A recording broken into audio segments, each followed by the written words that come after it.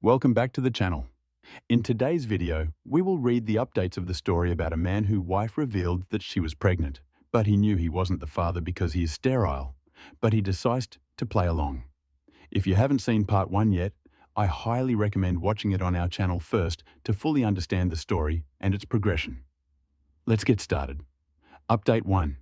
It's been close to a week since the baby was born, and I've been staying in a hotel room. I haven't been over to see my wife yet, and neither do I plan on going either. She's still texting and calling me, but I don't know why, since I've made it pretty clear that I'm not interested in speaking to her or hearing her out. I haven't blocked her yet, but I have blocked my neighbour since he'd taken it upon himself to text me and remind me that my wife was still holding out hope and wanted me to get back to her. I'm 100% sure that the only reason he's still with her and trying to get me to forgive her is so that she'll at least get something out of the divorce settlement and the alimony, since both of them are basically unemployed. My wife was a stay-at-home spouse, which I appreciated and respected, but she wasn't just staying at home and doing the chores. She was also cheating on me behind my back, and that was unforgivable. And before anyone attacks me, I'm not the one who suggested that she quit her job after marriage. In fact, I was quite supportive of her back when we were dating, and she used to work. But she's the one who said she wanted to quit and take care of our home instead. So I didn't stand against it either, since it was her choice. And I earned well enough anyway. I'm pretty sure my lawyer will be able to get me out of paying alimony once we can prove that she'd been cheating, which I'm hoping is going to be easy. As for my neighbour, he's still struggling to find well-paying modelling gigs, so handling his own expenses and a baby on top of that is going to be next to impossible for them, even with all their money combined. So, good luck to them. I'm just grateful that I'm out of this mess and won't have to give them anything, not even my attention. I just hope that my wife realises that and doesn't waste more of my time by contesting the divorce. I'm hoping she won't, but then again, given the utter lack of brains, she might as well. So I'm prepared for that as well. The pictures of the emails that had been exchanged on her secret email account are still safely saved on my phone and backed up on my laptop. So I'm not too worried. Even if she decides to delete her account, she cannot delete those images that I have. And I know I'll be good to go. Worst comes to worst, I'll even pay her the alimony. But at least I won't have to be with her. She should count herself lucky. I'm giving her time to vacate our house by herself and not forcefully evict her since the house is registered under my name. I'm hoping for the best now, and maybe this will blow over soon enough. Update 2. I was right. My wife's an idiot and has decided to negotiate since she wasn't happy with the settlement that I'd offered, which was basically just the amount that she'd spent during the course of the marriage. And even that felt pretty generous to me. I don't even understand what miracle she thinks is going to happen, but whatever, good for her.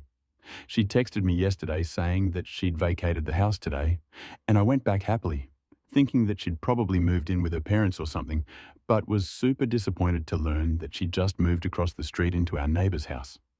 Now I'd still have to see her and her boyfriend's faces every single day.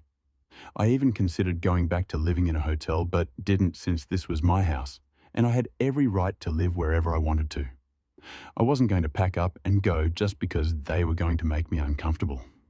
I did wonder why my wife hadn't gone to live with her parents instead, since living with our neighbour was going to negatively impact the divorce case, and she was just making the situation worse for herself. But I didn't have to think too hard because while scrolling through all the unread messages that I received from multiple people so far, I also noticed one from my wife's father. I hadn't responded to several people who had texted me in the past few days, and his message had also gotten lost in it.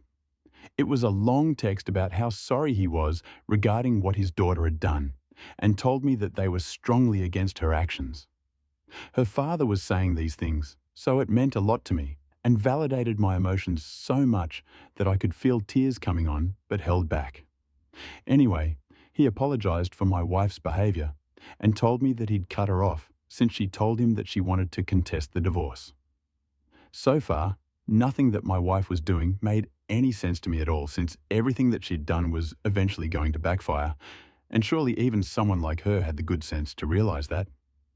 Either she's just really stupid, or she still has some sick and twisted tricks up her sleeve. I'm hoping it's not the latter. But then I wouldn't put it past her. She is pretty much the worst.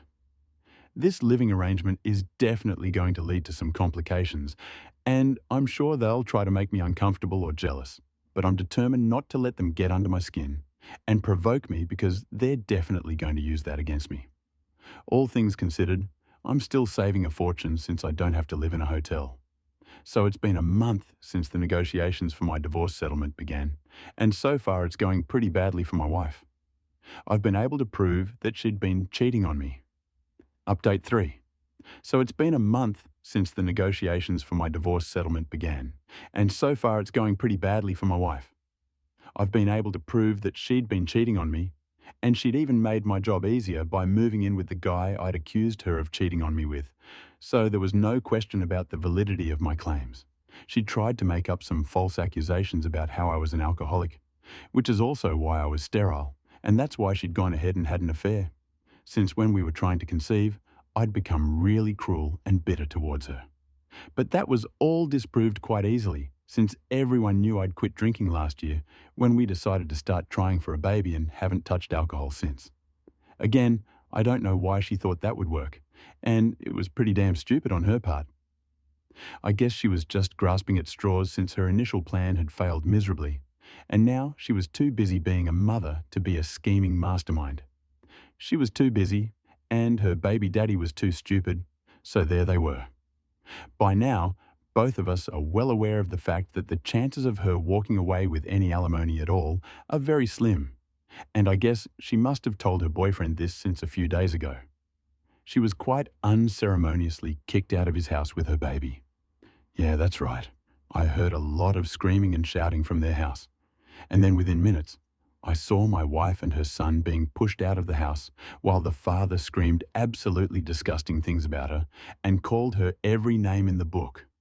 I was watching all of this happen from my living room, and the second I saw him shove my wife out while she was carrying the baby, I rushed out to help.